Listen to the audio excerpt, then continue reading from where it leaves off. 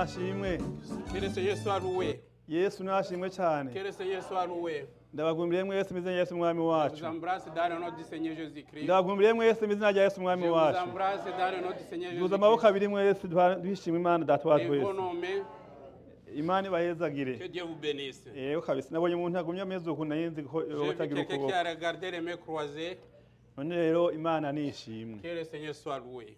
Tugira twumve ijambo ry'Imana muri uyu mwanya. On va écouter la parole de Dieu. Ariko twamaze kumva byinshi mu buryo bw'indirimbo. On a déjà entendu plusieurs paroles dans les Nimba wagiye chansons. urumviriza Si tu as été attentif, Imana yamaze kutubwira. Dieu a déjà parlé avec nous.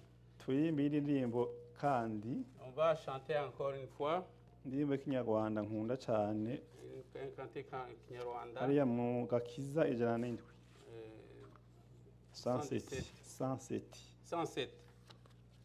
mu ndirimbo z'Agakiza 107 Dans les chansons de hariya hariya bayidushire kuri ekara kuko abantu benshi ntibayi nous demandons à projeter cette chanson, bien ces cantiques.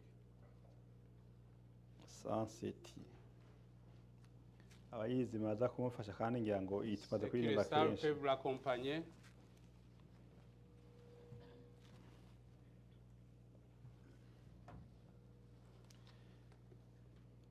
twemezwa n'iki ko tuzagera mu ijuru n'umwuka wihoraho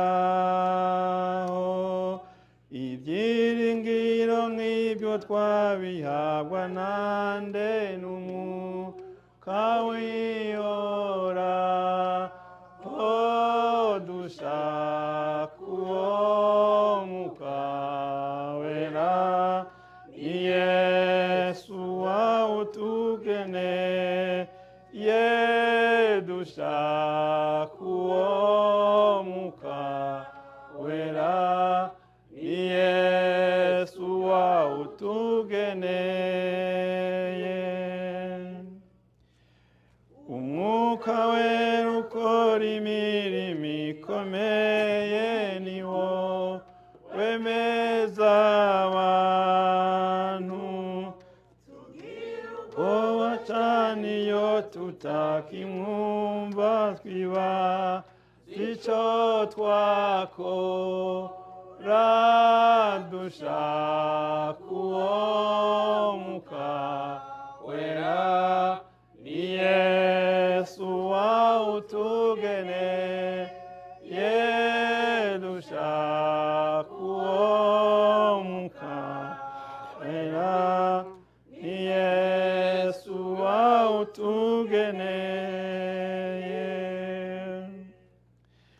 wawutugeneye ubona kutagifite urukundo menya yuko uwo mwuka yabonye kuyoborwa n'umubiri we musa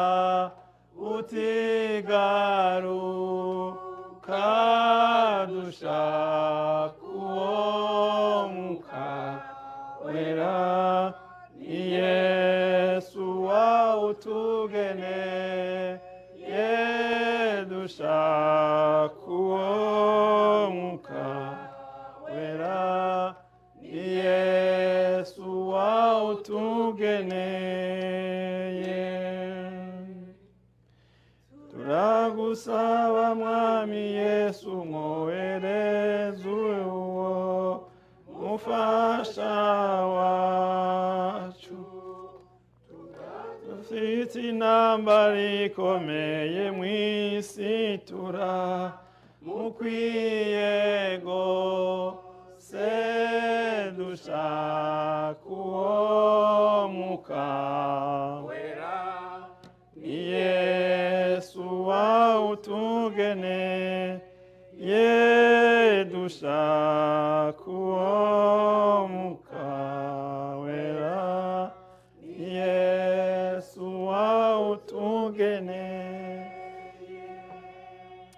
Imana ibahezagire que cyane. Dieu vous bénisse. Turaha amajambo y'Imana On va lire la parole de Dieu ariya mu butumwa bwiza bwa Yesu Kristo bwanditswe na Luka dans l'évangile selon Luc, igice cy'icumi dans le chapitre 10, umurongo duhera ku murongo wa 17 à partir du verset 17. ariko iyi ndirimbo uze kurondera umwanya usubire uyisome neza Alors, je vous supplie de chanter encore bien, de relire cette uyisome chanson. irimo amajambo akomeye cyane Il y a des paroles qui sont très, très profondes, avuga ko umuntu akwiye kuba yuzuye mpwemu yera qui nous exhortent d'être remplis du Saint-Esprit. kuko ngo iyo umuntu atagira mpwemu yera Si quelqu'un n'est pas conduit par le Saint-Esprit, n'urukundo ruragenda même l'amour disparaît. umuntu aba agikundana Et l'amour disparaît dans la kandi personne, aricyo yesu yadusabye ngo dukundane alors que c'est la perte de notre vocation. kandi nicyo kimenyekanisha abantu ko ari abantu b'imana Et c'est ça le signe que nous sommes sauvés. n'urukundo C'est l'amour. yesu nashimwe Que le Seigneur soit loué. ukumva rero urukundo rwarakamye muri wewe Si tu te sens séché dans toi, usubire usabe uwo mwuka wera tu vas encore implorer la grâce du Saint-Esprit. imana nishimwe cyane Que le Seigneur soit loué. dusangire amajambo y'imana rero On va lire la parole de muri iki Dieu. gitabo ubutumwa bwiza bwa yesu kristo bwanditswe na luka Évangile selon Luc, turasoma igice cya 10 chapitre 10, turahera ku murongo wa 17 à partir du verset 17 turashikana ku murongo ndibazo wa 20 jusqu'au verset 20, canke 21 ou birashoboka bien 21. kadusome mu izina rya yesu On va lire dans le nom du Seigneur Jésus-Christ. bamwe 70 bagarutse yesu ashima imana nuko bamwe 70 bagarukana umunezero bati mwami abadayimoni nabo baratwumvira mu izina ryawe arababwira ati nabonye satani avuye mu ijuru akoroka nk'umuravyo ehe ndabahaye ububasha bwo gukanaga inzoka na sikoropiyo n'ubwo kunesha ubushobozi bw'umwasi bwose kandi nta kintu kizogira ico kibagira na gatoya ariko murongo afise n'umurongo wa 20 Le passage que j'ai, c'est le verset 20. avuga ngo ariko ntimunezerwe nuko izo mpwemu zibumvira yamara munezezwe nuko amazina yanyu yanditswe mu ijuru uwo mwanya aranezerwa cyane muri mpwemu yera aravuga ati ndagushima data Alléluia. mwami w'ijuru n'isi kuko ibyo wahishije abanyabwenge n'abahinga ko bishurira inzoya egome data ko bashimye ko biba bityo imbere yawe amen Amen. soma mu gifaransa Les offendis revinrent avec joie, disant, Seigneur, les démons même nous sont soumis à ton nom. Jésus leur dit, je voyais Satan tomber du ciel comme un éclair. Voici, je vous ai donné le pouvoir de marcher sur les serpents et les scorpions, et sur toute la puissance de l'ennemi, et rien ne pourra vous nuire. Cependant, ne vous réjouissez pas de ce que les esprits vous sont soumis, mais réjouissez-vous de ce que vos noms sont écrits dans les cieux. En ce moment même, Jésus tressaillit de joie par le Saint-Esprit et il dit, je te loue, Père, Seigneur du ciel et de la terre, de ce que tu as caché ces choses aux sages et aux intelligents, et de ce que tu les as révélées aux enfants. Oui, Père, je te loue de ce que tu l'as voulu ainsi. Amen. amen yesu nashimwe Que le Seigneur soit loué. yesu nashimwe Que le cyane Seigneur soit loué. n'aya majambo imana yashyize mu mutima wanje Ce sont les paroles que le Seigneur m'a données, numva twavugana uyu munsi que je me suis senti interpellé de vous partager. hari aho imana iguha ijambo Et il y a des fois que le Seigneur vous donne un message, ukaryandika ahantu tu l'écris quelque part, hama haguha irindi jambo et puis te donner un autre message aussi, ukandika ahantu et tu le mentionnes quelque part. ugasanga ufite nk'amajambo bashika nka 10 Tu peux te retrouver avec à peu près 10 messages, canke atanu ou bien 5 messages. hama rero iyo bavuze bati uzovuga ijambo ry'imana ku munsi w'imana canke ku Alors, munsi si on vous runaka, désigne de partager la parole de Dieu, iriya majambo yose imana yaraguhaye tous ces messages que le Seigneur t'a kugira ngo donnés, uronke iry'uwo munsi pour décider le cœur que tu vas partager, nibaza ngo ni ntiba vyoroshe ne croyez pas que c'est une chose ni facile. ibintu bigoye cyane C'est une tâche difficile.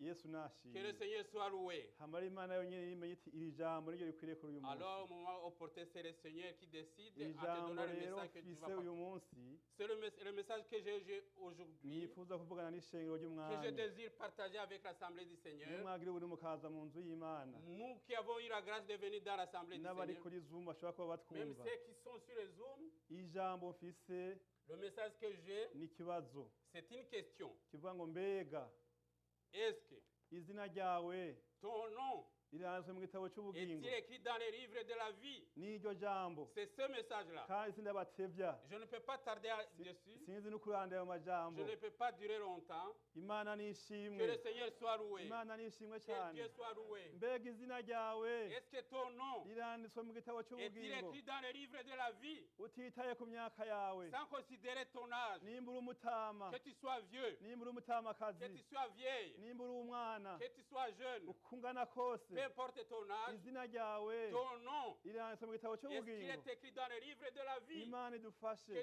Dieu nous aide. aya ni amajambo akomeye Ce sont des cyane paroles difficiles. abigishwa ba yesu Ces rero disciples du Seigneur, yesu amaze kwegeranya abigishwa cumi quand na Jésus-Christ babiri a assemblé ses disciples, abona ko ibikorwa byagutse ari binini quand il a vu que l'œuvre commençait à kandi grandir, umwanya yari afise wari et mutoya que le temps qu'il avait été petit, ahitamo kwagura igikorwa alors il a décidé de azana abandi partager. bantu 70 Il a mené d'autres disciples, 70 disciples. abo rero aca binjiza muri ba bigishwa be cumi na Alors il babiri les a bien les a mis ensemble avec les autres 12. hama rero ngaca ababwira kuja kuvuga ubutumwa Alors il les a envoyés de prêcher la bonne nouvelle. arabarungika Il les a envoyés. arungika babiri babiri Il a envoyé 2 par 2. bumva ko bagiye ahantu henshi Alors vous comprenez qu'il a hama ils rero ont ngo envoyé dans baragenda plusieurs baragenda destinations. abo bigishwa ba yesu Ces disciples, quand ils sont baravuga partis, ubutumwa ils ont évangélisé. kandi ubutumwa bavuga Le message qu'ils ont bwari partagé ubwo kwihana sera le message de la nta bindi repentance. bavuga icyo Il gihe n'y avait aucun autre message. babwira abantu Ils kwihana partageaient au monde de babwira se abantu kuva mu repentir, byaha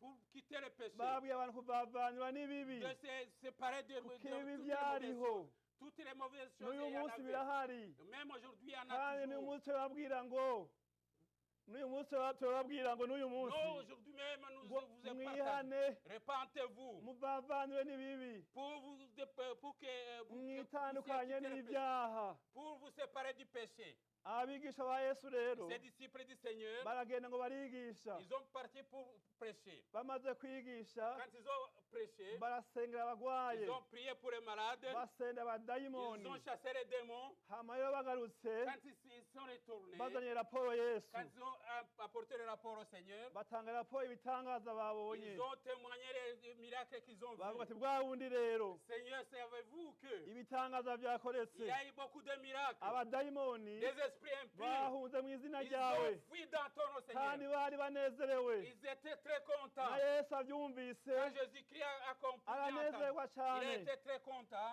mugabo acabwira ijambo rikomeye mais il les a donné un message avuga ngo difficile. nabonye J'ai satani vu le diable. akorotse Il nk'umurabyo est tombé en venant du kandi ciel, yaraje comme un mu éclair. isi En venant au monde. imana idufashe Que Dieu nous aide. kuva kiriya gihe Depuis ce temps-là, yesu yamubona akorotse Jésus-Christ a vu n'uyu descendre. munsi aracyari mu isi Même jusqu'aujourd'hui, n'uyu munsi le diable est toujours- aracyagwana il est toujours kandi agwanya abera biwe il est en lutte avec agwanya les abera disciples. b'umwami Il est derrière les saints du nicyo Seigneur. gikorwa akora muri iyi minsi C'est ça qu'il fait dans ces jours. ngo akorotse nk'umurabyo Il est descendu comme un imana éclair. idufashe Que Dieu nous aide. na yesu bwiwe Même le Seigneur ngo lui-même, il aranezerwa a tressailli dans mbere la ngo joie. arunguruza aja muri mwemu Niko ijambo ry'Imana ryavuze. été rempli de Saint-Esprit.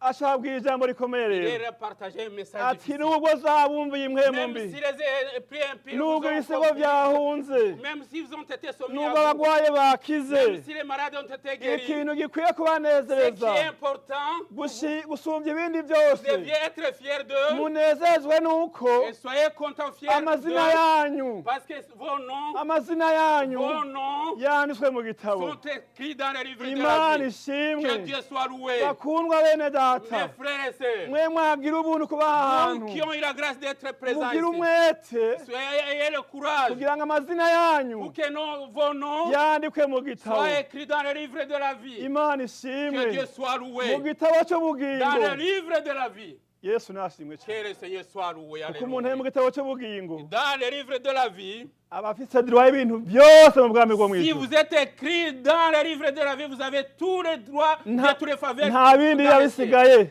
Il n'y a aucune chose qui hariho reste. ibindi bitabo Il y a d'autres hariho livres, igitabo cy'ibikorwa les livres des œuvres n'ibindi bitabo et d'autres livres. ariko icy'ingenzi Mais le livre le plus igitabo important, gikomeye le livre le plus ni iki important, cy'ubugingo c'est le livre de la vie. imana Que ishimwe Dieu soit loué.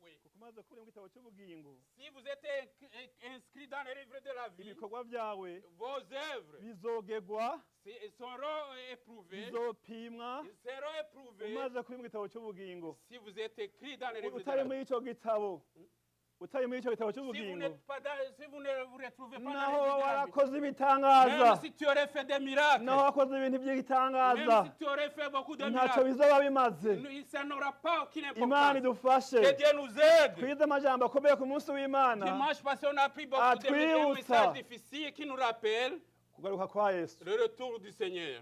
imana Que ishimwe Dieu soit loué. iyo umuntu avuga ubutumwa Si quelqu'un prêche, wicaye ngaho muri si izo vous ntebe êtes assis ici devant, ugateza amaso mu si ishengero vous projetez vos yeux dans ukaba l'assemblée, n'abantu bariko bakira ijambo ry'imana regardez comment les gens acceptent le uravuga message. utabo bantu by'ukuri Tu sens en toi-même, bariko barya c'est que ces gens Imana acceptent le ishimwe. message. Que Dieu soit urabona iyo loué. umuntu aragiye inka Si quelqu'un garde inka ziriko zirarisha si les aziraba ku munwa. akaziraba ku munwa si les regarde dans leur bouche, iriko irarisha ni la bouche. Bisous, non, non, c'est pas la bouche quand même.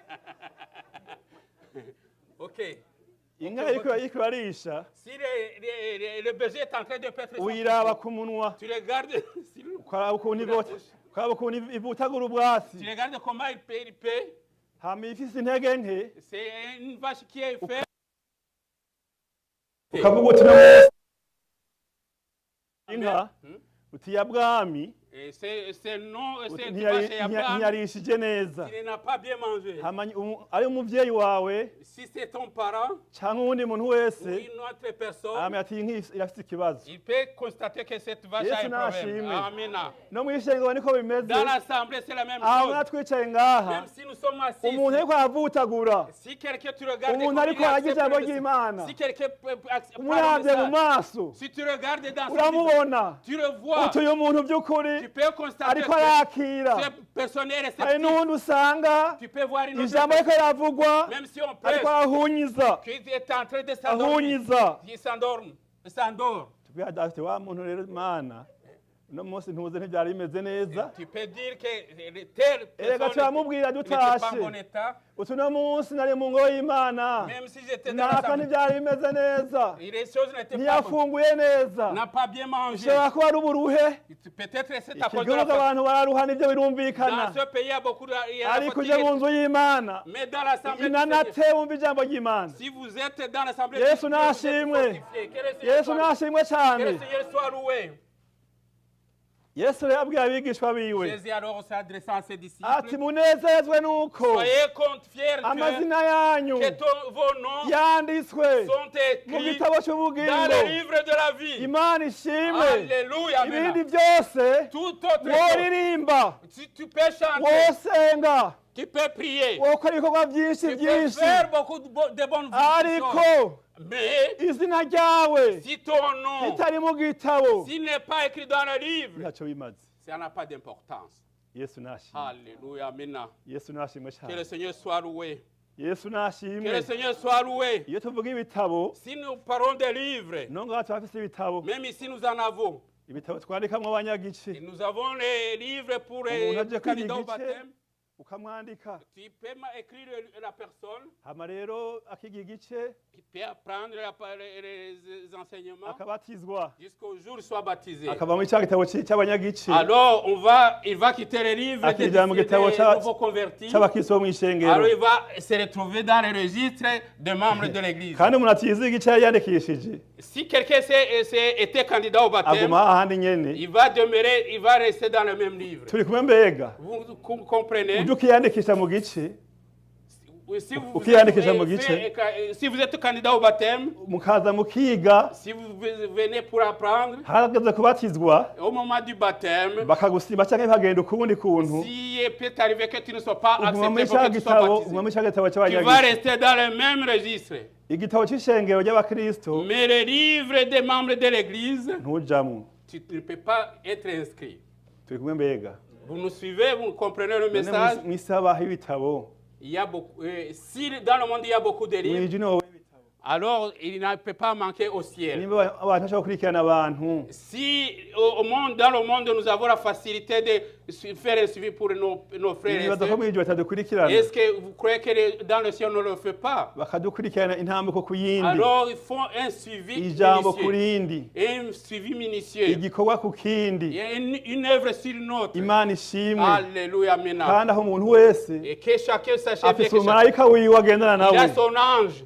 umumarayika wiwe agendana Il nawe a son ange qui demeure hama avec lui. rero mu gitondo ubyutse Si le matin, quand on se lève, murabyukana tu te lèves avec. akaraba ngene wifashe mu Il kuvyuka va regarder comment tu t'es levé. mugasohokana Vous allez partir ensemble. mukajana mu kazi Vous allez partir ensemble au ukirirwa travail. urakora muri kumwe En travail, vous serez ensemble. umugoroba rero ugataha Le soir, quand tu vas retourner à la maison, ukaryama tu vas te coucher. agace gatanga raporo Il va rapporter tout ce ati qu'il y a. ntuzenye rero Alors, uno munsi byagenze uku nuku nuku nuku ces affaires ont été ainsi. yesu Que le nashimwe Seigneur soit loué. ntuzohaba ukora ibintu bibaza ngo nta muntu muri kumwe Ne faites pas des choses en Ijuru croyant muba muri qu'on kumwe. n'a pas suivi. Le ciel est avec ijuru nous. rijana natwe Le ciel fait un suivi de ijuru toutes les choses. rigumana natwe Le ciel demeure avec nous. yesu nashimwe Que le cyane Seigneur soit kandi loué. bakundwa bene data Mes frères et sœurs, ibintu tuvuga ce que nous parlons, si kuyaga ce ne sont pas des simples irimo conversations. ijambo ry'imana C'est la parole de Dieu. kandi ikindi nacyo Alors, en plus de ça, iyi si mubona turiko il y a le monde dans lequel nous hazogera sommes. igihe ikugweho Il y aura un jour que le Imana monde va ishimwe être cyane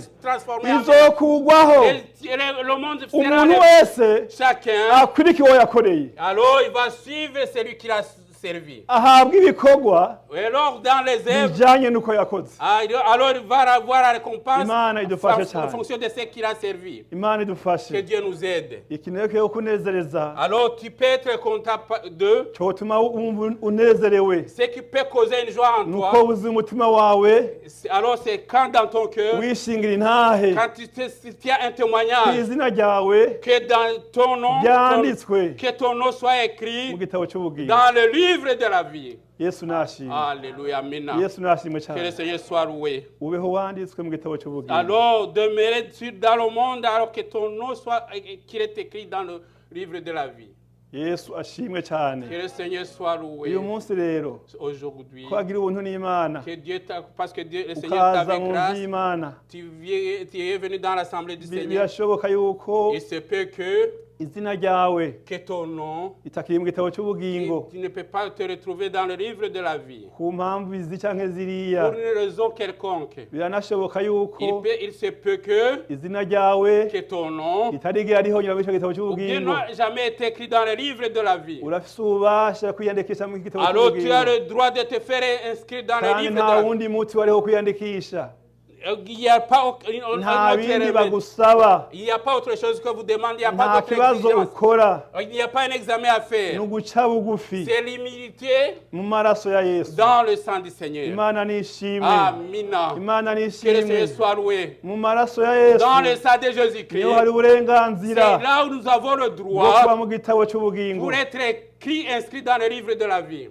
imana ishimwe Que cyane Dieu soit loué. aha kuri uyu murongo rero wa 20 Au verset 20, avuga ngo ariko nimunezerezwe nuko cependant ne vous izo réjouissez mpemu bizibumvira parce que les esprits vous sont soumis. yama munezerezwe nuko Mais réjouissez-vous de ce amazina que yanyu yanditswe mu ijuru vos noms sont écrits dans les livres dans imana yacu le ciel. nishimwe Amina. bakundwa bene Mes data frères et sœurs, iri juru tuvuga il est le ciel que nous iri juru tuvuga partageons. rirahari Le ciel que nous kandi hari abahizi bamaze kuritaha Le ciel est yesu évident. nashimwe cyane Amina. kandi impamvu utararikunda Il y a peut-être la raison que tu ne te pousse pas à ni l'aimer. uko utabona neza umuntu aryinjiyemo C'est parce que tu n'as pas encore vu ou bien apercevoir quelqu'un ubonye qui umuntu entre yinjiye dans mu ijuru Si tu aperçois quelqu'un qui entre dans le ciel, ukamubona neza si tu l'aperçois correctement, uca urikunda tu peux aimer le ciel. yesu Et nashimwe le Seigneur soit loué.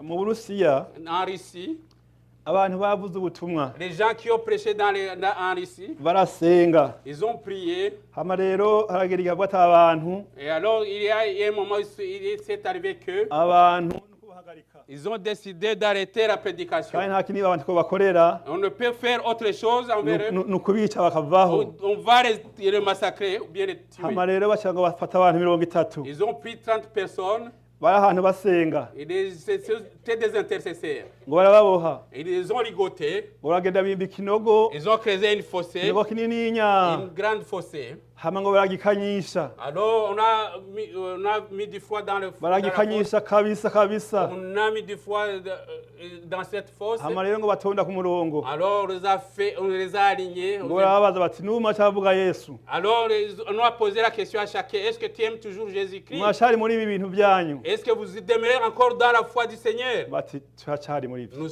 demeurons toujours dans la foi du tonda Seigneur. ku murongo rero Alors restez sur la file. tubakorere indani Alors on va vous faire tomber dans la fosse. ngo baca bazana umusoda On a porté un militaire. abantu batobora akazi kagoye hama rero ngo uwo musoda ngahagara kuri ico kinogo Alors le militaire s'est tenu debout devant la fosse. agatera wa musoda wa mukristo Il soulevait ses disciples. agakorera muri ca kinogo Alors il jetait les disciples dans la fosse. mugabo aravye hariya mu kinogo Mais en regardant au fond de la babona fosse, umuntu mwiza muremure il a vu une très belle personne qui est yambaye grande, impuzu zera apportant une robe blanche. agaca basama Alors c'est lui qui les accueillait. kandi ngo bakamanuka muri ico kinogo En descendant dans la fosse, bariko baririmba indirimbo en chantant des cantiques. agirirwa ubuntu n'Imana uwo musoda Alors ces militaires, izo ndirimbo arazumva il a compris ou bien entendu les kandi cantiques. abakuru bari kumwe nawe Ses supérieurs, izo ndirimbo ils ntibazumva n'entendaient pas ces cantiques. n'uwo muntu yari indani munsi La personne qui s'est trouvée dans la fosse, bo ntibamubona il ne l'apercevait pas.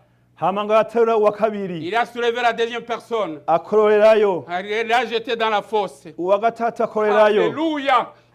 uwa kane Alléluia. akorerayo Il a jeté la troisième uwa personne. gatanu akorerayo Le cinquième a été jeté. mugabo rero kubera umunezero wa mpwemu À cause de la joie du Saint-Esprit. atangura kubikorarira Alors il a commencé à le faire en bakibaza ngo pleurant. yoba yatinya akazi Et ses supérieurs croyaient qu'il avait peur du hama ngo travail. ageze ku muntu wa 29 Quand il- mirongo itatu Quand il est arrivé à la personne, wa à la mirongo itatu 30, ati jewe rero au ibi 30e, bintu ndabihevye il a dit, moi j'abandonne ces ibintu affaires. ndabivuyemo bya Yesu J'abandonne la 30e personne a décidé d'abandonner le Seigneur. wa musozi ati reka reka ntubireke ibintu ni byiza Alors ibintu ce ni militaire lui a byiza dit, ces choses ati sont izi très bonnes. ndirimbo mbega we ntuzumva Mais est-ce que tu n'entends pas ces cantiques? uriya muntu mbega we ntiwamubonye ari Est-ce que tu n'as hariya pas vu la personne qui Imana se trouve au fond de ishimwe. la- Que le Seigneur soit loué. bakundwa bene data Mais alors mes frères et ibintu sœurs, tuvuga ni ukuri kose ce ni ukuri message est kw'ijambo véridique. ry'Imana C'est la parole de hariho Dieu. ubugingo buhoraho C'est ta vie hariho éternelle. ijuru abantu bihanganye Alors les gens qui abantu persévèrent, barwanya intambara bakanesha ceux qui ont vaincu hari la icyo lutte, biteze ils Imana attendent. ishimwe Alléluia. ati Maintenant. reka reka ntiwanke Alors il y a un suppliant de hariho ne umuntu pas ari arrêter. indani ariko arabakira Il y a quelqu'un qui les hari respecte, indirimbo qui les numva reçoit.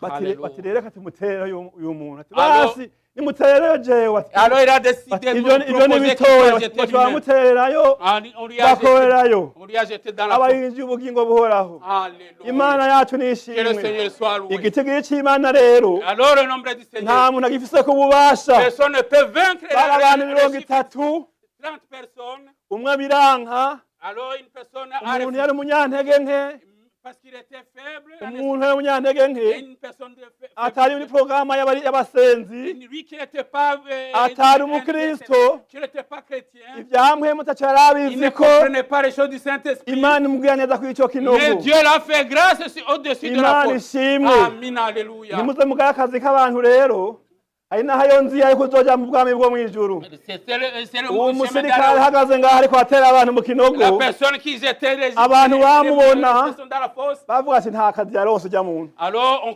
croyait qu'il n'avait nta pas kazi yaronse ko un beau gutera travail. abantu mu kinogo Ah, parce qu'il avait un travail de ariko jeter kari dans la akazi fosse. keza Mais c'était un beau travail. yakaronkeyemo agakiza Il a obtenu du akaronka hamwe salut. yabo yo kujya mu ijuru Il a eu Yesu l'opportunité d'aller nashimwe au ciel. cyane. Amen.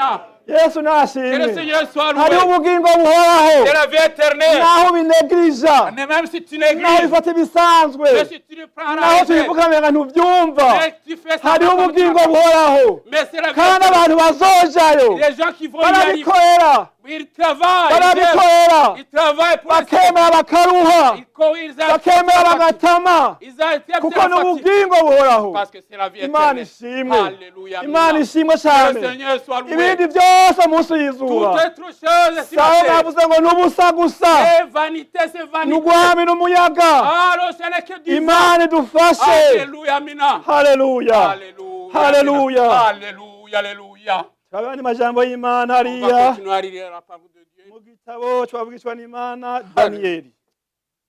Daniyeli. On va lire dans le livre du prophète Daniel. Daniyeli. Alléluia, alléluia, alléluia. Yesu nashimwe cyane. Alléluia, Mina. Daniyeli 12 Le chapitre 12 du livre de Daniel, turasoma umurongo wa mbere gushika ku wa du gatatu. premier verset au troisième verset. Turi muri aya majambo yo kwa mu gitabo cy'ubugingo. Nous demeurons dans le message écrit dans le livre de la vie. Imana nishimwe Que Dieu cyane. soit loué. turasoma mu izina rya Yesu. On va lire dans le nom du Seigneur Jésus-Christ. Daniyeli yerekwa ibyo mu gihe cy'iherezo, maze icyo gihe Mikayeli azohaguruka, niwe mukuru w'ingabo ahagurukiye ubwoko bwanyu, Amen. kandi hazoba igihe cy'umubabaro utigeze kubaho, uhereye igihe amahanga yabereyeho ukageza icyo gihe. Ariko icyo gihe umuntu wese wo mu bwoko bwanyu azoboneka ko yanditswe mu gitabo azorokoka. Imana nishimwe. Amen. Imana nishimwe Que Dieu cyane. soit loué. Uyu mukozi w'Imana Ce Daniyeli, serviteur de Dieu Daniel, Imana imwereka Dieu lui a révélé ibyo mu gihe cy'iherezo, les choses de la fin des temps. kandi avuga ngo mu gihe Il a cy'iherezo dit dans les derniers jours, hazoba hari ibihe il y bikomeye, aura des moments de temps difficiles. hazoba amagorwa Il y aura des problèmes atigeze qu'on kubaho. n'a jamais connus dans le monde. Imana idufashe. Que Dieu nous aide. Ndiko ndibaza muri iki gihe Je pense que dans ce aya moment, majambo Daniyeli yavuze c'est le message de hari Daniel. kera cyane, Ça fait longtemps qu'il a mbere prédit yuko ça, Yesu avuka. avant même la naissance du Ariko Seigneur. ibihe Daniyeli yavuze Mais le temps que ni Daniel ibihe a prophétisé, turimwo, c'est dans les temps dans ibihe lesquels by'iherezo, ce sont les derniers kandi temps. n'ibihe bigoye. Il y a des moments difficiles. Imana ishimwe. Que Dieu soit Ni loué. ngombwa yo nk'umuntu Et alors Dieu désire, agira umwete c'est que chacun wo soit kuba mu gitabo cy'ubugingo. afin qu'il soit écrit dans Imana yacu le livre. nishimwe. Que Dieu soit loué. Imana yacu Que nishimwe. Dieu soit loué. Yavuze rero amajambo Il a cité ces paroles, bien a prophétisé.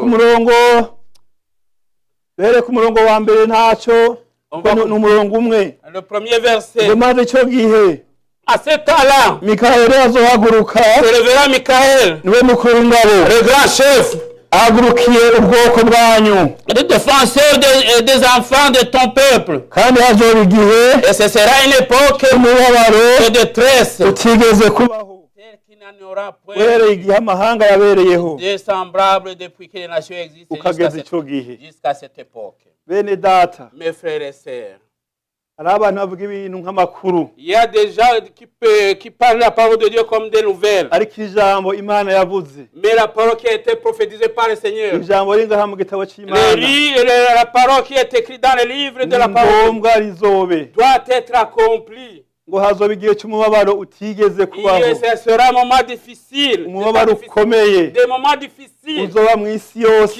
qui sera dans le monde. nta muntu n'umwe atazoshikirwa Toute personne s'est goûtée keretse uyu muntu sauf seulement yinyegeje muri Kristo qui est Yesu, caché dans le Seigneur ko Jésus. nayo hoba ari ingorane, Même s'il rencontre, nayo hoba n'ibibazo, même s'il rencontre des hariho difficultés, ibyizigiro. il y a toujours de Avuga l'espérance. ati naho bingoye, Même si je suis dans naho la ndiko difficulté, ndacuranguzwa, même si je suis persécuté, naho ndiko ndakubitwa, même si je suis naho ndiko ndatukwa, même si je suis naho ndiko ndavugwa, même si hariho je icyo suis niteze, mais j'attends. nditeze Il y a ubugingo. une attente de la Imana vie. Que ishimwe, le Seigneur soit nubwo loué. bimeze uku, Même si nubwo ndi mu ntambara même si zikomeye, je suis dans la persécution, icyo nzi ni uko c'est que je izina sais ryanje que mon nom ryanditswe est mu écrit gitabo cy'ubugingo. dans le livre de la Imana vie. ishimwe. Que Dieu soit loué. Daniyeli rero Daniel, yereka ibi bihe, il a eu cette Kandi bene data, révélation.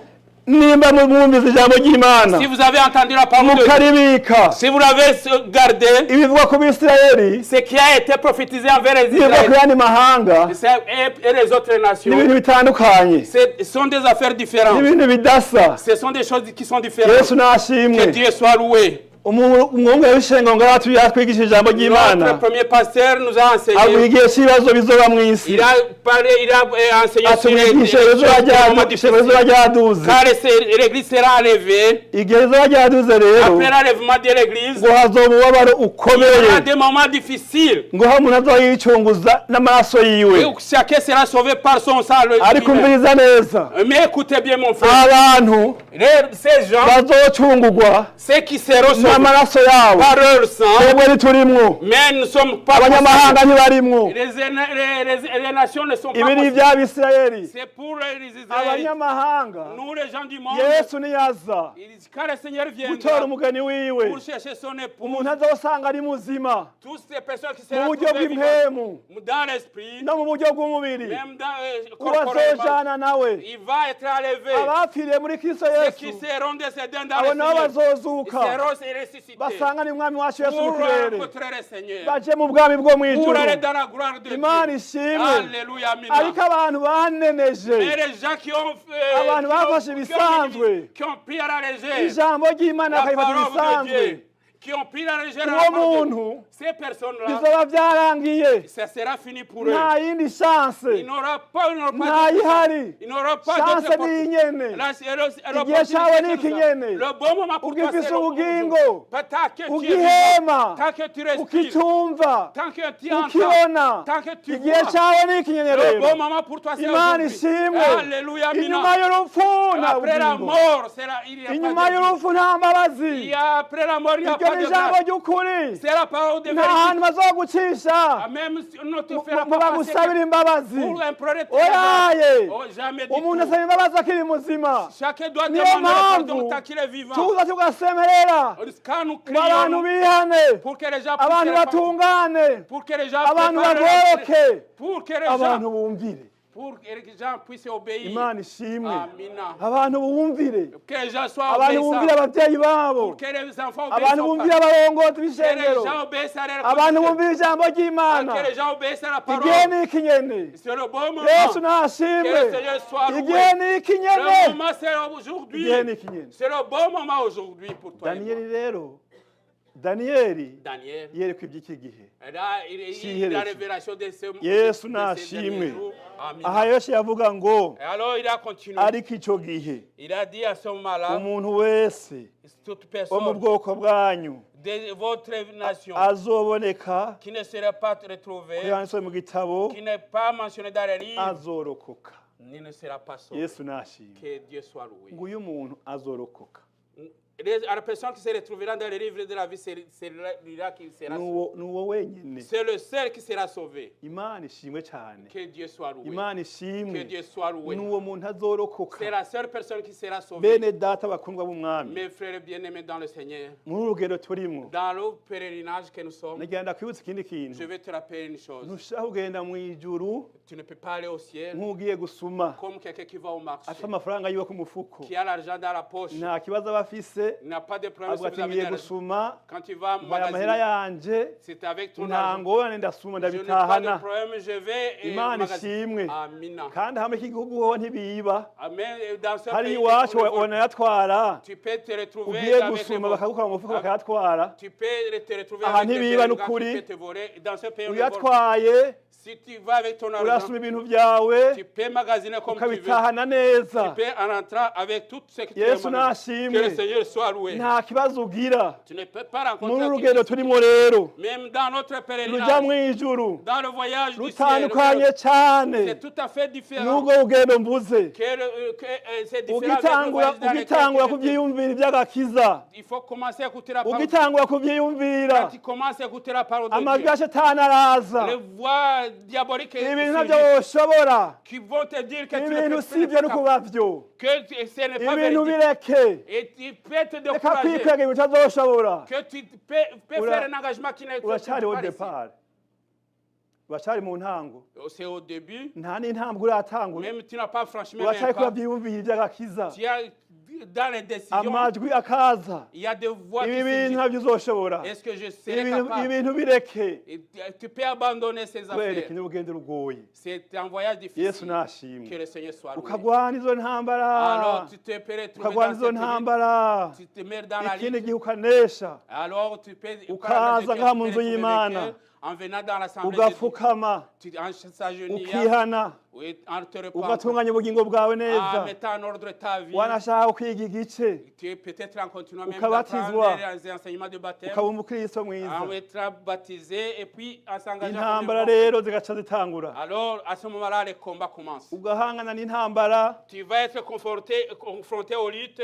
uno munsi ugahangana n'intambara Tu peux te retrouver dans une lutte iyi ndwi quelconque. yose ugahera urwana Aujourd'hui, dans une semaine, tu Iyi peux te ndege retrouver rugwana. dans les épreuves. ukwezi kugahera urwana Dans un mois, umwaka ugahera urwana dans une année. ariko igitangaza Mais ce qui est miraculeux, umwami wacu yesu le Seigneur Jésus-Christ, aha mu isi tubaye dans le monde, que nous vivons, yarahabaye il a vécu dans le monde. arahazi Il connaît le monde. ibibazo byahora bizi Tous les problèmes, il les connaît. imana idufashe Que Dieu nous aide. akatugwanira Il intambara peut nous aider à lutter. yesu nashimwe Que Dieu soit loué. intambara ntizizobura kubaho ntibazabahende Les luttes et les épreuves ne manqueront jamais. intambara zizogumaho Les luttes et les épreuves kandi ku resteront. myaka iyo ariyo yose ufise Peu importe ton âge, hariho intambara il y a toujours des épreuves en umuntu ari peu mu importe. isi Tant que tu demeures au aba ari monde, mu ntambara nous sommes dans la lutte, bien dans impamvu la ari mu ntambara ni umwana avutse Même un enfant qui naît, akivutse même à l'accouchement, à la naissance, akavuza induru il commence à crier. avuza induru akarira Il pleure. kubera iki Pourquoi? yinjiye mu ntambara Parce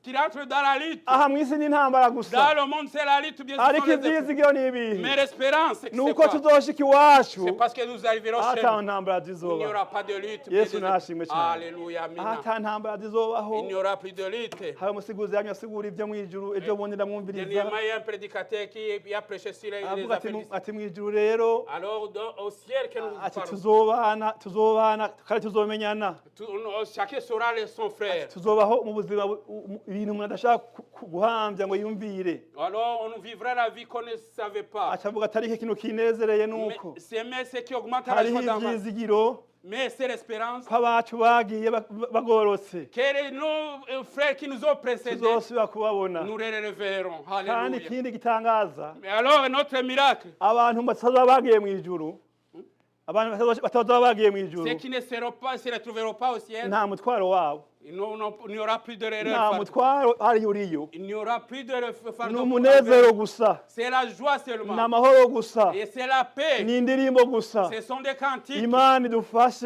Dieu nous fortifie. imana Que idufashe Dieu nous bakundwa fortifie. bene data Mes frères et ibintu sœurs, n'ubirondere cherchez-vous. ibintu bishakana umwete Alors cherchez avec les ailes. yesu nashimwe Que le Seigneur soit loué. kuko ibi byo minsi turondera Mais les choses du monde que nous cherchons, nta n'uwo bireka ariko et tu peux les abandonner. ubirondera uvuga uti naho niko nabirondera Mais chercher les affaires du monde, hejuru y'ibintu sachant que, hari ikindi kintu nkwiye kurondera mais en ayant un autre n'ubugingo buhoraho la vie éternelle. yesu nashimwe Amina. yesu nashimwe Que le Seigneur cyane soit loué. muri iyi Amina. minsi maze iminsi ndaba Ces derniers jours, je médite. abantu bava mu mubiri bagapfa Qui quitte le monde et qui quitte ce corps terrestre. kandi kera cyane Ça fait longtemps. abantu bakiri bato ntibapfa by'ukuri Dans les temps passés, les jeunes ne mouraient pas. reka bari abantu nyine ukabona ko bakomeye Tu voyais que les jeunes étaient déjà forts. ariko baragidagurika mana Mais yanjye aujourd'hui, ils meurent comme tant d'autres. abantu barapfa Et les gens meurent.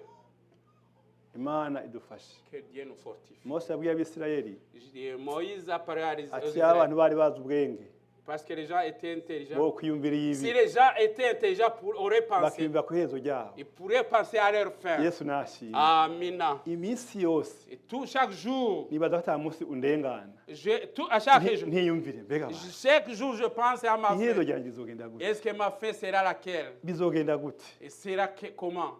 bizogenda gute Ça se passera comment? nkaca nsenga isengesho Alors je commence à prier à nkavuga ce nti moment. mana Je demande éternel. je naragukoreye Je t'ai servi, Seigneur. kandi nafite ibyo nakoreye imana Et alors j'ai des choses que j'ai byo mu servi ibanga envers. ryanje C'est dans mon secret. uretse ibyo ubona n'amaso yawe À part ce que tu vois hari ibintu dans les nakoreye visuels, imana j'ai des choses que nkavuga j'ai nti vues. imana Seigneur, bya bikorwa nakora les œuvres que j'ai faites none bizogenda gute seront comment? Seront considérées nehereye comment? ndagomba yuko Je te demande, Seigneur, uzoma kurangiza neza pour que je puisse terminer dans kandi la ikintu paix. ngomba Alors l'autre chose, la sishaka seule chose que sishaka abantu bazozazanirwa je ne veux pas de doute après ngo ma bavuge ngo mort. mbega ngo byagenze gute Ils vont dire pour que les gens posent ngo la mwarimu question. teranse ngo ça s'est passé yarangije comment? gute Et est-ce que ça fait ngo yari kumwe nande il était avec qui? ibyo bintu ntabyo ngomba Je ne veux pas cette Oya. situation après moi. tugomba intahe ivuga Nous voulons un beau no ku témoignage. mfiro zacu Même au tugire moment intahe de donner zivuga Tout nous abantu voulons de bavuga bons ati témoignages. by'ukuri Il est bon yari témoignage. umugosi Qu'il était un yari umuntu juste, w'imana c'était un homme du yesu Seigneur. Que nashimwe le Seigneur soit loué. mfise umukozi w'imana w'inshuti yanje J'ai un frère, un serviteur yatashe de mu Dieu ijuru qui a quitté le monde. hama yaragwaye Il a été malade. nagiye kumusuhuza Je suis Ntiyarakibona neza. visite. ntiyarakibona Il ne neza voyait plus ariko correctement. impwemu yiwe Son esprit yarabona avait hama rero encore ninjiye vivante. aravuga ngo uyu muntu ninde bati ni Il a naka posé la question à cette personne. arandamutsa Il m'a salué. arambwira ati amahoro n'amahoro Il m'a n'amaki demandé nawe quelle la paix. ati n'amahoro ndashima yesu Alors, je lui ai posé la question. uravye Tu vas umuntu bien? ahantu yari aryamye Mais en regardant là où kuraba il ibintu byari muri we était, en regardant toutes les agaca installations avuga ngo médicales qui ndashima s'étaient, yesu mais il continue à louer le Seigneur. namwitegereza Je l'ai regardé. hama je l'ai rero observé. ndaho nyene numva abwiye umuntu ngo soma ijambo ry'imana rivuga uku nuku nuku iri aha n'aha n'aha. Alors, j'ai vu, dans un moment, il a dit, lisez ce passage biblique. arasoma ati imana ibahezagire Et puis il a dit, kandi que Dieu vous bénisse. ntiyarakibona Il n'était plus capable de voir. muri umunsi wo gutaha wiwe Son dernier jour, sinari hafi je n'étais pas à côté de lui, ariko hari umwana we yari hafi mais son enfant était proche de kandi lui. yari umuntu w'intege nke C'est quelqu'un qui était faible. w'intege nke mu buryo bw'impwemu Spirituellement, la personne qui était avec lui, c'était un ariko homme agirirwa faible. ubuntu uwo munsi Mais il a eu la grâce ces jours-là. niho yari ari Il était présent ari muri icyo cyumba rero dans cette chambre. ngabona umuco mwinshi uramuhwikira Il a vu une grande lumière qui l'a envahi. atagifata mu maso gutya Alors il a fermé ses yeux. arinyegeza Il essaie de cacher hama ses yeux. yaguma araba ko umuco waba waheze Alors il essaie de regarder si la kugira ngo lumière agaruke disparaît. agaruke Pour revenir. hama rero ngo agarutse En revenant, asanga wa muntu yagiye il a trouvé que la personne Yesu était nashimwe. déjà Mbega iyo décédée. sintahe. Amen. Alléluia. iyo sintahe Et c'est un beau témoignage. naho nayo mfite intege nke Même si j'étais faible dans l'esprit, hariho ijuru il y a le ciel. ry'abantu bayikoreye Pour les gens qui ont servi Yesu le nashimwe. Seigneur. Amen. mwene data gira umwete wo gukorera imana Alors, ayez les airs de servir le gira Seigneur. umwete wo kwezwa Les airs de ugira umwete sanctification. wo gutungana D'être correct ugira et umwete bien yuko juste devant le izina Seigneur. ryawe riba mu gitabo Pour cy'ubugingo que ton nom soit écrit dans les livres de la hariho vie. iwabo wabera Dans où les gens hariho les iwabo saints, wabera là, le Yesu lieu des nashimwe. saints. Amina. yesu Que le nashimwe Seigneur soit loué. hariho iwabo wabera ni ukuri. Là où la résidence et la destinée des saints. turangize On va terminer, clôturer. mu byahishuwe yohana Dans l'Apocalypse de Jean, Alléluia, alléluia. igice cya gatatu Dans le chapitre 3 de l'Apocalypse, oh, alléluia. mana Que nishimwe Dieu soit loué. byahishuwe yohana igice cya gatatu Apocalypse Jean, chapitre 3. turasoma duhereye ku murongo On va lire wa gatandatu à partir du verset 6.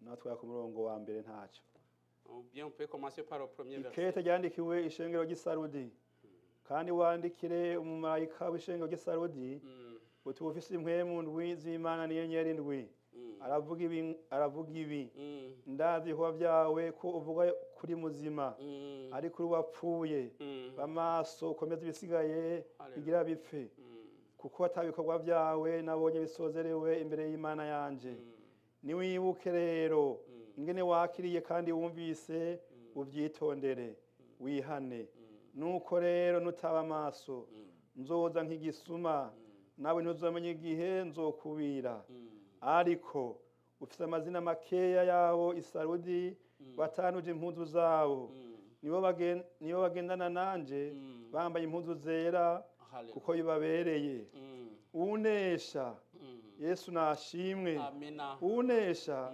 azokwambikwa atyo impuzu zera kandi sinzosibanganya izina ryiwe mu gitabo cy'ubugingo namba kandi nzokwatwa izina ryiwe imbere ya data n'imbere y'abamarayika uri n'ugutwi niyumvye mpwema abwira amashengero Yesu nashimwe Amen. so muhere ku murongo wa 5 Celui qui vaincra sera revêtu ainsi de vêtements blancs.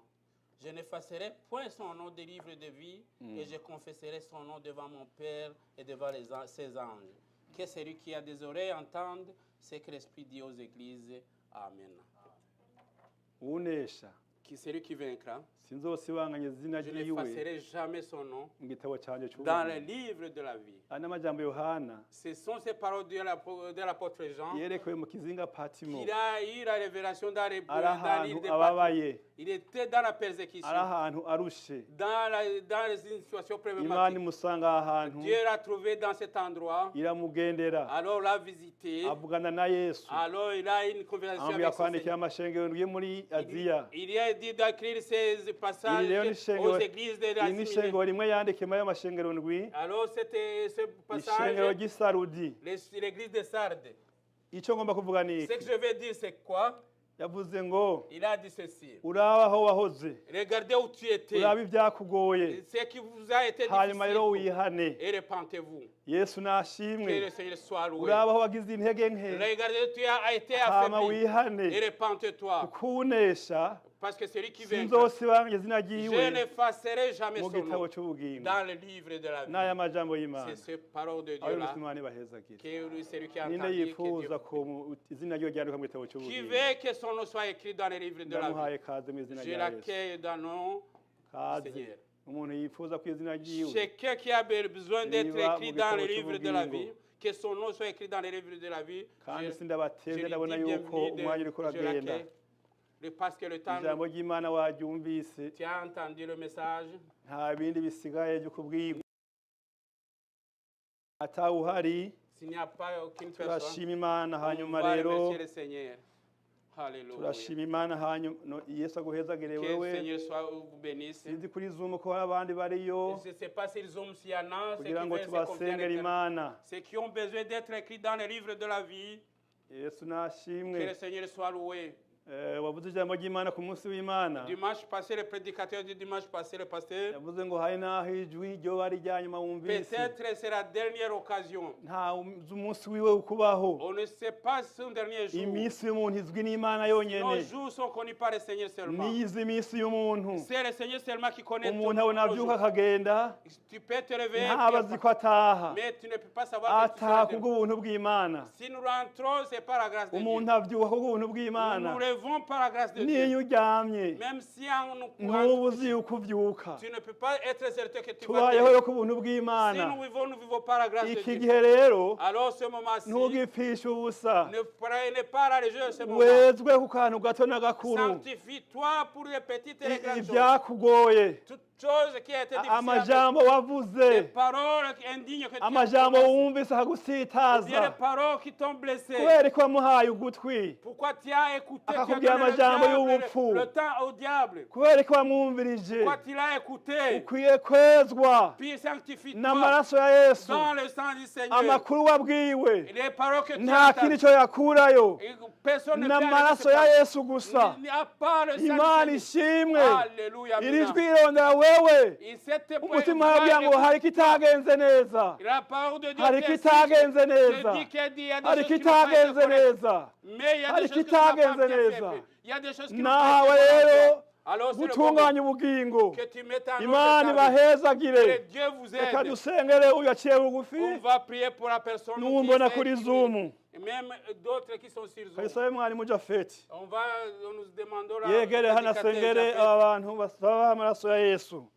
Imana ibagirire imbabazi kandi senga Imana. Mana data wa twese Hallelujah. Glory. bwirukiro bwacu turagushimiye ku ijambo ryawe mana ry'ubugingo Haleluya. uribukije ishengero Haleluya. ryawe mwami ibihe iyo bigeze mwami Yes. ngo nitunezerwe nuko amazina yacu yanditswe mu gitabo Haleluya. cy'ubugingo Haleluya. mwami mu izina rya Yesu Kristo turagushimiye mana ko wabonye yuko uyu munsi ishengero ryawe rikwiye kumva aya majambo y'ubugingo mana Amen. amajambo arikebura mwami kwiyumvira ku iherezo ryaryo mwami none rero nyakuba turagushimiye Amen. icyubahiro ni icyawe Haleluya. mwami Haleluya. turagushimiye n'aba bene data mwami Papa baciye bugufi kuko uracari ku ntebe y'imbabazi mwami Amen. turaguhaye icyubahiro icubahiro mana rero aba bantu baje imbere yawe mwami baciye urubanza biravye mu ijambo bumvise babona badakwiye mwami none mwami turakwinginze mu izina rya Yesu turabaherekeje igorogota niho birangirije mwami uravuga ngo vyose birarangiye vyo gucungura umwana w'umuntu none reka boge mu maraso yawe Kristo Yesu nuboze nubatunganye mwami kandi umaze kuboza ukabatunganya ubandike mu gitabo c'ubugingo mana naho ubunyene wocuza gutora ishengero bace bagenda mwami haleluya turasengeye n'ishengero ryawe nyakubahwa umuntu wese akiriko arijijanye imitima naho binyuma y'amasengesho mwami naho yoba inyuma y'ikoraniro mana nasanze kugira ngo ahamagara abakozi n'igihe cyo kwirimbura ntihagira umugahombe mana bamwo ahejeye kumva aya majambo nyakubahwa urakoze mana gukora ibitangaza ugendera abantu bawe mwami ushishikare kwagurira ijambo ntaco vyomara kunguka ivyo mw'isi vyose mwami umuntu akabura ijuru umuntu akabura ubugingo budashira mana kaze rero ukora ibitangaza urakoze mana ko wabonye yuko uyu munsi iri jambo ariryo ritubereye icubahiro n'inganji mwami n'ibibi vyawe n'ibibi bitazoshira mu izina rya Yesu amen.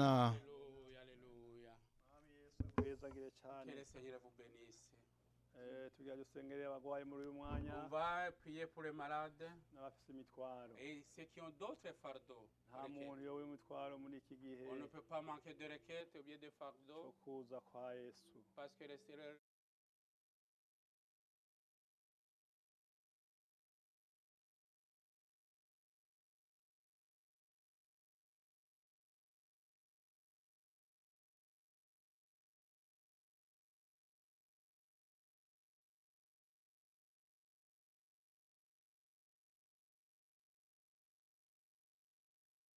puissance bien parce que c'est lui qui certifie à nous que nous cheminons vers le ciel. C'est le seul qui nous certifie à nous que nous voyageons vers le ciel. C'est le seul qui est capable de nous rendre capables. Alléluia. Amen. Alléluia. Alléluia. Alléluia. Alléluia. Amen. Alléluia. Alléluia. Alléluia. Alléluia. Oh. Mana data wa twese uri mw'ijuru Père éternel, mu izina rya Yesu turagushimiye dans le nom de Seigneur, nous te disons merci. turaguhimbaje Mana Nous te louons, Seigneur. kandi turakunezerewe Et nous uyu sommes munsi très contents vers toi, Seigneur. turi mu nzu y'Imana Nous sommes dans votre assemblée, turi imbere Seigneur. y'umwami w'abami Nous sommes devant le roi des rois, turi imbere y'umwami ahambaye le roi puissant, umwami asumba abandi le roi bantu qui se pied supérieur aux autres. umwami afite ijambo rya nyuma C'est le seul roi qui a le dernier mot kuri buri muntu wese pour tout un chacun. haleluya Amen.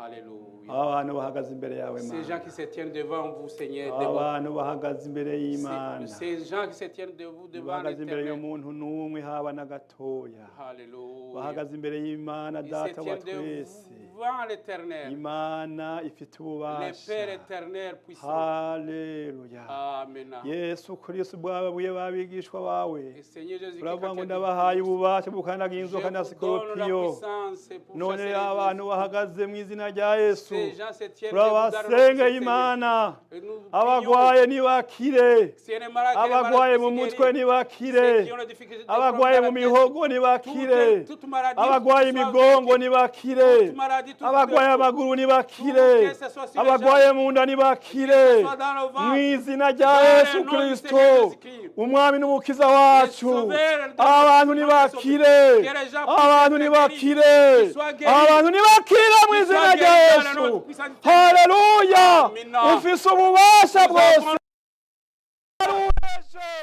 n'uyu munsi ni kuri ni kuzokwama nukize rero nutabare kandi Imana yo mw'ijuru uyu muntu afite umutwaro amanye igihe kirekire umutwaro umunaniza umutwaro umuremereye fardeau qui est umutware amaze iminsi aririra le fardeau qui arongeye guhagarara imbere y'umwami ashoboye arahagaze agomba gutabarwa n'Imana agomba gutabarwa n'Imana n'umutare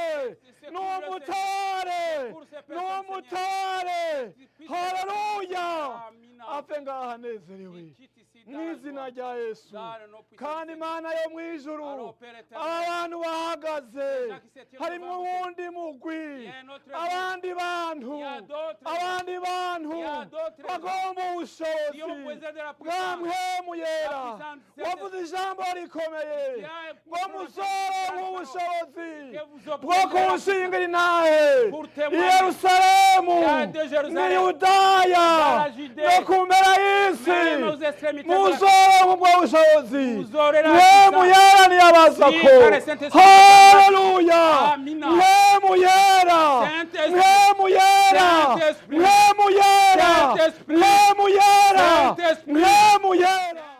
niyururuke umutima wugurutse ugomba mpwemu yera niyururuke muri iyi mitima imurondera kuko bazaga gushakana umwete bazokubona ubushobozi bw'Imana bwemeza umuntu kwazoja mw'ijuru nibwuruke utwikira abantu ubushobozi